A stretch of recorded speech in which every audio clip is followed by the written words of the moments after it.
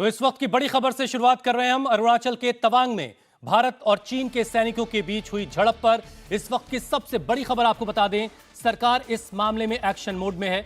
Defence minister Rajnath Singh संसद के दोनों सदनों में तवांग झड़प को लेकर बयान देंगे। राजनाथ सिंह पहले लोकसभा में दोपहर 12 बजे और फिर राज्यसभा में दोपहर 2 बजे सरकार का रुख रखेंगे, बयान जारी करेंगे। वहीं प्रधानमंत्री मोदी भी एक्शन में है।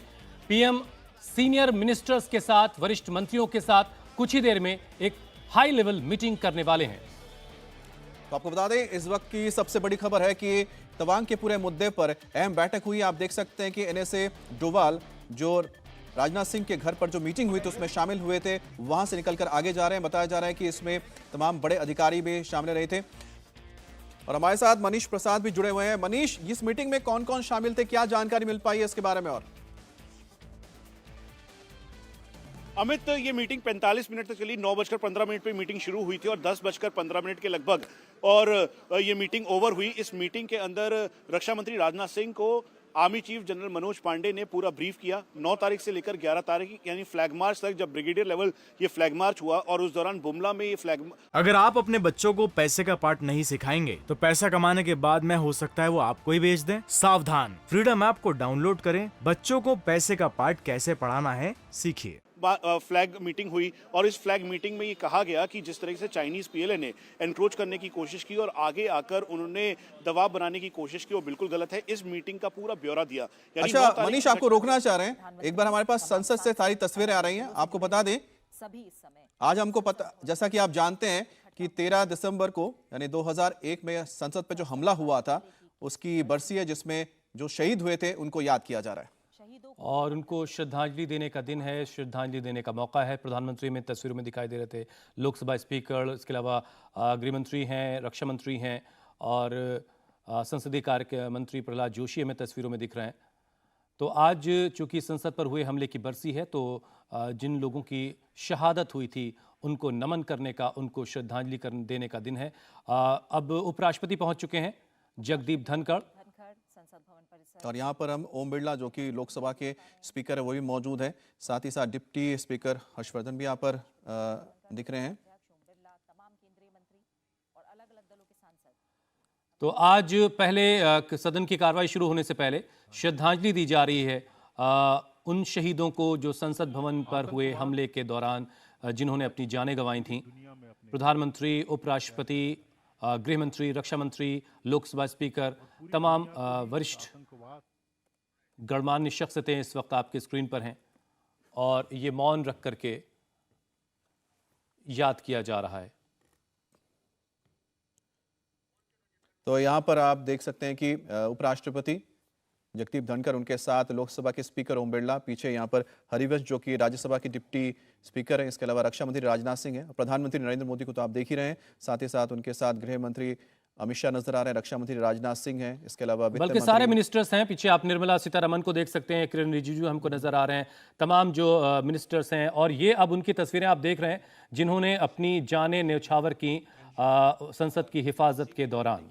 और यहाँ पर आप देख सकते हैं जो स्टाफ थी यहाँ पर, यानी कि संसद के जो स्टाफ थे, जो मार्शल्स थे, उन्होंने सबसे पहले मुकाबला किया था। जो हथियारबंद यहाँ पर आतंकवादी घुसे थे, उसके बाद उन्होंने सबसे पहले दरवाजे बंद किए ताकि जो अंदर जो सांसद है वो सुरक्षित रह सकें, जो बाहर रह गए थे वो गोलियों का शिकार बने। और इसलिए उन्हें आज याद किया जाता है, जहाँ पर संसद के स्टाफ के साथ साथ सीआरपीएफ के जो तमाम जवान तैनात थे उन्होंने शहादत दी थी, जिनकी याद में हर 13 तारीख को, 13 दिसंबर को ये श्रद्धांजलि दी जाती है।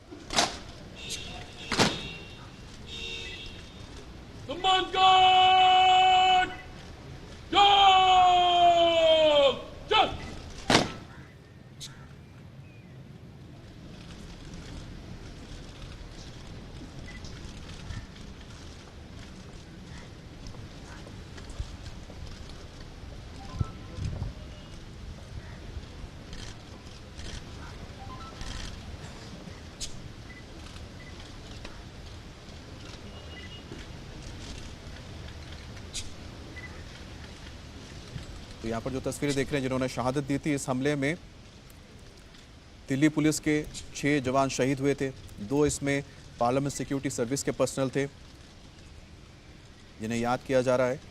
और पाकिस्तानी आतंकी संगठन जैश ए मोहम्मद और लश्कर ए तोयबा, दोनों इसमें शामिल थे जिन्होंने ये फिदाइन अटैक करवाया था।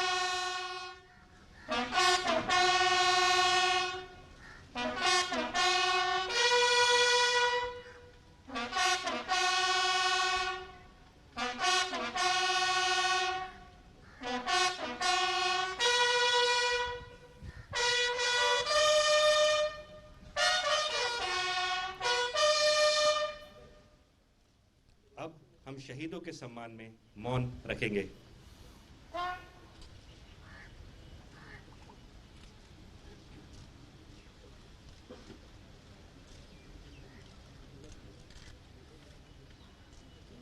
तो संसद पर हुए हमले की आज 21वीं बरसी है। 13 दिसंबर को 21 साल पहले लोकतंत्र के मंदिर कहे जाने वाली भारतीय संसद पर आतंकी हमला हुआ था और सभी सांसदों की जान की हिफाजत के लिए सुरक्षा कर्मियों ने मोर्चा संभाला। 9 वीर सपूतों ने अपनी जानें कुर्बान की, सर्वोच्च बलिदान दिया, जिनको आज याद किया जा रहा है।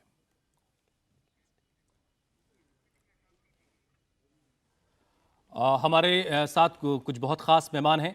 मेजर जनरल रिटायर्ड संजय मिस्टन, डिफेंस एक्सपर्ट, इस वक्त हमारे साथ हैं। इसके अलावा कर्नल रिटायर्ड डिन्नी, डिफेंस एक्सपर्ट साहब भी हमारे साथ हैं। सबसे पहले संजय मिस्टन साहब से हम समझते हैं। संजय जी, आज का ये जो दिन है, शौर्य पराक्रम को याद करने का दिन, उन तमाम शहीदों को याद करने का दिन, आप आज के दिन को कैसे याद कर रहे हैं? उस दिन को के बारे में सोच करके अभी आप क्या कहना चाहेंगे दर्शकों से? और देखिए, जब ये हमला हुआ था पार्लियामेंट पे, ये पूरे सारे तमाम हिंदुस्तानियों का खून खौला था, कोई शक नहीं है। और मैं उस समय खुद अपनी बटालियन 13 महार का कमांडिंग ऑफिसर था और हम बिल्कुल चाह रहे थे कि पाकिस्तान पे हमला होए। और मेरे ख्याल उस समय प्रधानमंत्री वाजपेयी जी ने बड़ा अच्छा फैसला लिया, भारतीय सेना को मोबिलाइज किया और पराक्रम के लिए, और हम पूरे पश्चिम बॉर्डर पे डिप्लॉयड हो गए थे। हम खुद बाड़मेर, जैसलमेर इलाके में डिप्लॉयड थे और लड़ाई के लिए तैयार थे। कहने का मतलब है बदले की भावना थी। साथ ही ये जो आपने 9 मार्टर्स की फोटो दिखाई है, देखिए ये दिल्ली पुलिस के और जो भी वहाँ सुरक्षा कर्मी डिप्लॉयड थे पार्लियामेंट की सिक्योरिटी के लिए, पार्लियामेंटेरियंस की सिक्योरिटी के लिए, मेरे ख्याल इससे एक साफ चीज जाहिर होती है कि हमारे देश के हर शख्स, चाहे वो कहीं पर भी हो, किसी भी ड्यूटी में हो, उसके लिए देश पहले आता है। और किस प्रकार उसने, उन लोगों ने, इसमें एक महिला शामिल है, ये सुरक्षा कर्मियों ने अपनी जान को ना परवाह करते हुए इन्होंने अपने पार्लियामेंटेरियंस की जान बचाई। जिस प्रकार आपने बताया, इन्होंने तमाम पार्लियामेंट एंट्री गेट बंद कर दिए थे। तो ये दिखाता है कि इनकी एक वफादारी देश के प्रति, चुने हुए लीडर्स के प्रति, और मेरे ख्याल पूरे देश को इनको आज यही है कि हम सब इनको सम्मान दें, इनको याद करें।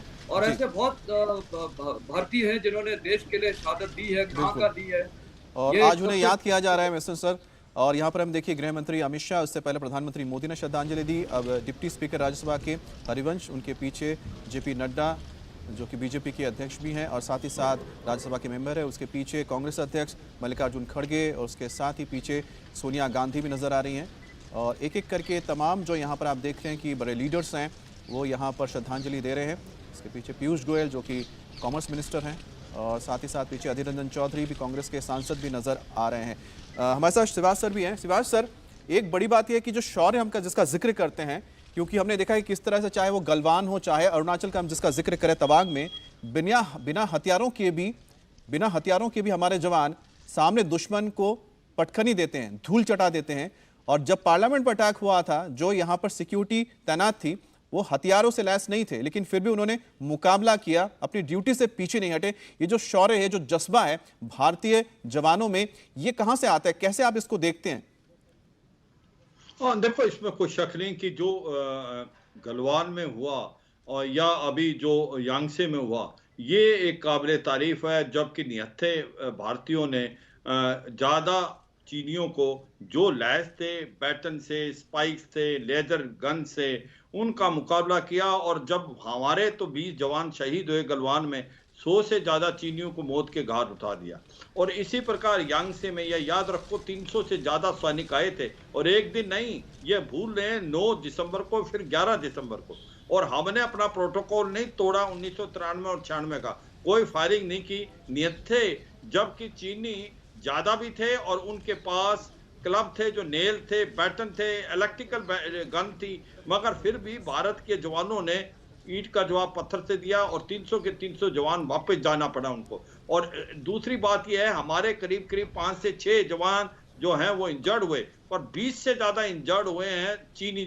और चीनी जवान जो 9 दिसंबर को आए, फिर 12 को भी आए, 11 को भी आए, तो ये भी बहुत इंपॉर्टेंट है। अगर आप अपने बच्चों को पैसे का पार्ट नहीं सिखाएंगे तो पैसा कमाने के बाद में हो सकता है वो आपको ही बेच दें। सावधान, फ्रीडम ऐप को डाउनलोड करें, बच्चों को पैसे का पार्ट कैसे पढ़ाना है सीखिए। ये जो बात पार्लियामेंट में हुआ था, उस टाइम उनके पास राइफल थी, ऐसा नहीं है, क्योंकि ये हथियार लेके करते हैं। मगर ये सच्चाई है कि हमारे वीर जवानों ने, ये सीआरपीएफ के जो जवान थे, उन्होंने बहुत अच्छा मुकाबला किया, अपनी जान हथेली पे दी और उन्होंने अंदर नहीं जाने दिया। आप समझें, ये नहीं समझ पाए सभी कि अगर वो आतंकवादी पार्लियामेंट हाउस में बढ़ जाते तो क्या होता।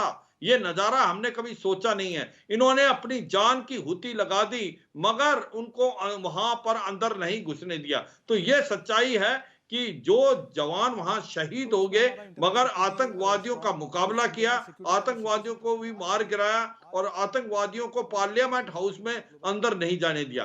तो मुझे लगता है ये गाथाएं हैं भारत के जवानों की, सिक्योरिटी फोर्सेस की। नियतें भी अपनी देश के लिए जान तक निछावर कर देते हैं। तो मुझे लगता है आने वाली जनरेशन इनका हरदम एक प्रकार से उससे काफी प्रेरित होगी और सम्मान देने का उनको सिलसिला भी जारी है, देश के अंदर हो या देश की सरहदों पर। सेना की शौर्य की अनेकों गाथाएं हैं। इंडिया टीवी हर वक्त हर जगह डाउनलोड करने के लिए सर्च करें India TV news Google play store या ऐप स्टोर पर।